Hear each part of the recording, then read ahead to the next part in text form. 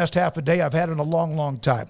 Couple of transfer notes, one in football and then one in basketball, and then we get to the revenue sharing plan, maybe with both the Big Ten and the SEC. Zakhari Franklin, heck of a player for Jeff Traylor at UTSA, transferred to Ole Miss. He is back in the transfer portal. I saw, by the way, speaking of UTSA, former UT defensive back Terrence Brooks, who entered the portal. He was visiting UTSA, still not sure if he's made his decision yet where he goes. Zakhari Franklin's kind of an interesting one because he was one of the most sought-after players in the transfer portal a year ago. Went to Ole Miss. He played in 4 games. I'm not sure his exact stats, but he maintained his red shirt. So he has one more year to play. I don't know how much of that was injuries or just not a fit, and then he gets through spring and decides he's going to transfer again. And look, Ole Miss has made their bones and their whole not their whole roster, but a great deal of their roster out of the transfer portal. And they're going for it, and apparently Zakhari Franklin feels like he should be somewhere else right now, and I'm curious to see where that is because, again, Ole Miss was one of many top-level programs that recruited him a year ago, and he didn't really play, so I wonder if he's going to go back down to a different level, I'd say back down, like, is he going to go to a G5 team, or is there, a Power 4 team that's out there that wants him? He had 174 catches, Craig, in the 2 years prior to 23 for 2,200 yards. And also 27 touchdowns in last year, 4 catches, 38 yards, and a score. Yeah, I mean, Paul said he didn't know what he did. He didn't do much. He didn't miss much. 4 catches, 38 yards, and a touchdown. His totals there. He was hurt early on and just lost his spot in the rotation and as far as getting significant playing time. So not what he planned on, obviously. I bet he got a nice bag from Ole Miss, though, to help make that a little bit of an easier situation overall. And that was part of him going to Ole Miss, and I'm sure part of just being on a bigger platform and all that stuff. But it didn't work out, and now I think a very intriguing player is in the portal. And it goes to show you the grass isn't always greener, but the money is. I think in this case that rings true as far as the money goes, but the playing time and the impact and everything that comes with actually being a football player beyond the getting paid part nowadays, none of that resonated in Oxford for Zakhari Franklin. So, I think he's a guy who's got a good bit of ability and should be an attractive player out there for somebody to go in and swoop up. He had monster years prior to going to Ole Miss. I think that's one of those guys that Jeff Traylor certainly was not happy to lose. But it's understandable when you have 2,200 yards and nearly 30 touchdowns in 2 years.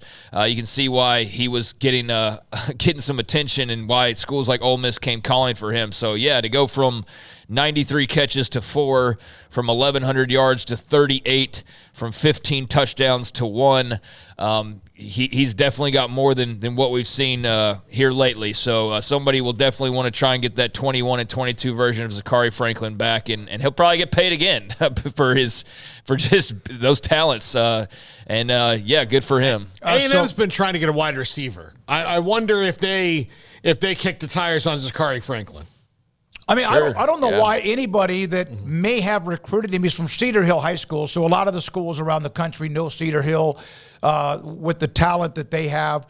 If you need a wide receiver or not, you would think, barring something that's injury that may not mean he's 100%. But if you're Baylor, A&M, UTSA, maybe they go back after him. Who knows what Jeff Traylor does, but Zakhari Franklin is available. He entered the transfer portal, was electric down in San Antonio with the Roadrunners and Frank Harris for a couple of years. Yeah, I mean, we're winding down the portal, so to speak, as far as the entries, the entries into it, but certainly the activity's not going to stop. And, I would think he's getting a lot of messages. I don't know anything about off the field or won't even speculate as far as that goes, but there's nothing that I'm aware of is the point. So, beyond that, he had his knee injured, and I don't think that was something that, is life or death or like you'll never play football again. So, based on all that, I think he's good to go. Maybe, there's still some work to do on that injury. I'm not quite sure on that, but that's for the schools to go and flesh out and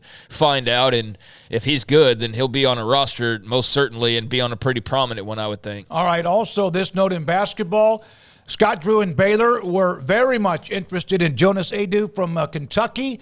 Tennessee, excuse me, part of that really good, highly ranked team what Tennessee had throughout the year with Rick Barnes. Baylor was in the mix. I thought that for the most part, everyone thought this might be a lock. It's not. Arkansas, John Calipari and company end up getting him, and a nice pickup for the new head coach at Arkansas because he can recruit. He gets him to Arkansas. Baylor now will have to work on a different plan because he's not available. 11.7 rebounds, 2 blocks per game. Last season, a 6'11 junior is going to Arkansas. Yeah, they the guy from Rutgers is still out there. So that's someone I think they might kick the tires on. There's others. Look, Musa Cisse could be at his 4th school at Baylor. He's looking for somewhere to go, and he was a very strong player in the post. He's a defensive presence everywhere he goes. I'm sure they've got a plan B. But John Calipari there at Arkansas, with new life, is kind of an interesting animal to throw out there into the mix here, especially given the fact that, the first press conference is like they asked him to meet with a team. He's like, what team? There is no team right now. Yeah. So he's got to go get one, and he has to use the portal more than he has before. Now, look, his foray into the portal worked out really well when he got Oscar Tshiebwe. They just didn't go very deep. That was a great pickup for them for 2 years. As far as the regular season, the postseason's different, and that's his why main thing though are the blue chip basketball players. But he's got to fill the roster with other guys before he gets into high school, because that's what's more important. It's the new way. A lot of people wanted Brandon Garrison from Oklahoma State. All-American, former McDonald's All-American. He has committed to Mark Pope in Kentucky. That was a big man out there that a lot of people were looking at. That just popped. Joe tipped him with that particular story. Yeah, they do. That's disappointing for Scott Drew and company. That was hopefully the next domino to drop, along with Jeremy Roach, and we know Roach is already in the fold, so those grand plans already starting to crack a little bit, but understandable that he wanted to go play for Calipari. I mean, I could see the appeal there and all that comes with that. Gets to stay in the SEC. I imagine is getting a nice paycheck and, get to be a part of what they're trying to turn around there in Fayetteville. But would have been great to see him in green and gold. That won't be the case. So on to the next one. And as you just mentioned there, who did you just mention there a second ago? Brandon Garrison. Yeah, Brandon Garrison. What was his story? Oklahoma State. Yeah, Oklahoma State. Yeah, seems like a pretty good pickup there out of the portal. Big dude from Oklahoma State. Yeah. New coach there, of course. What was interesting is that apparently I saw Evan Maya say of like Kentucky's transfers that are coming in, like I think all of or nearly all of them are like top 20 defensive guys per whatever his analytical chart is, which is interesting because it's not like BYU was known for defense, right? I mean, they were known for shooting threes. And if they weren't making them, then it was a tough night at the office. And if they were, then it was a great night at the office. But they weren't necessarily known for defense. But I thought that was just an interesting note of the fact that Mark Pope is pulling in guys, but he's also pulling in some pretty good defenders. So that's just kind of where their roster's building up right now. He didn't score a lot, 8 points, 5 rebounds, but again, an inside presence. He's a 6'11 freshman. Oklahoma, Arkansas, and Texas were also the ones that Brandon Garrison was looking at. He's decided to play for Mark Pope and also Kentucky. I've seen some notes about what Pope has done showing up himself, not an assistant or some like rental car company or whatever. He has been showing up almost every time to look at people when they get on the ground at the Kentucky Lexington Airport, wherever it might be, and he is there. He's made a presence there, done a great job there. Mark Pope in Kentucky get Brandon Garrison from Oklahoma State. So Baylor needs a guy inside, right? Or do they still have what they need as long as they don't have any more attrition? I don't think they do because, Jalen Bridges is gone. Josh Ojanwa is coming back, but they've lost Caleb Lohner, who's not really inside. Ojanwa, they got to be careful with him now. You wonder if all the other interest they've had in other people was like making him wonder, okay, am I a part of this deal? Yeah, but right now he's the starter, right? And so, and look, he was the backup a year ago. But yeah, they've got to do something. They will. I mean, I'm not worried about that. But when you look at who's out there, it's hard to know because it's not like some of these visits are announced and then some of them, we'll just find out like, hey, by the way, Baylor, signed this guy. You're like, oh, I didn't know he came here. It's just how it is. So there might be somebody that just pops open and it could even be attrition themselves. All right, so Dennis Dodd's going to join us in about 10 minutes. The story that a lot of the national outlets the last 24 hours has been this one. The SEC and the Big Ten developing plan to share revenue with players in potential landmark change to college athletics. Now, we've seen this written, and we've seen where this has kind of become more and more of the story, revenue sharing. Mack Rhodes told us this like a month and a half ago, that we are headed to revenue sharing.